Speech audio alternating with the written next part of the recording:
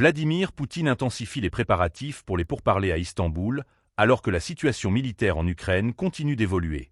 Les forces armées russes, avec leurs avions d'assaut, ont récemment établi un contrôle stratégique sur la localité de Torskoï. Ce développement marque une étape importante dans l'opération Spéciale Z. Dans une autre action significative, un char T-72B3 du groupe central des forces a ouvert le feu depuis une position dissimulée, ciblant le poste de commandement des forces ukrainiennes près de Krasnoarmeysk. Cette opération souligne la capacité des forces russes à mener des attaques précises contre des cibles clés. De plus, un obusier MSTAB de la 150e division a frappé un point de déploiement ennemi à Noveïa Poltavka, infligeant des pertes supplémentaires aux forces adverses.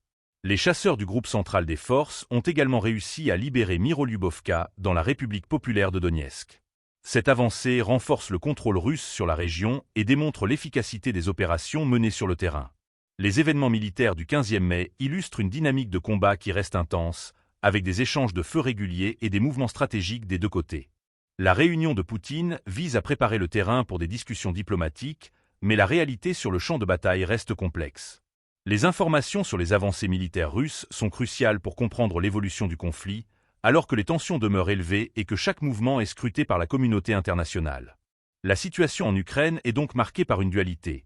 D'un côté, des efforts diplomatiques pour parvenir à une résolution, et de l'autre, des combats acharnés qui continuent d'affecter la vie de millions de personnes. Les événements récents du 15 mai montrent que, malgré les pourparlers imminents, le conflit est loin d'être résolu, et les opérations militaires se poursuivent avec une intensité renouvelée.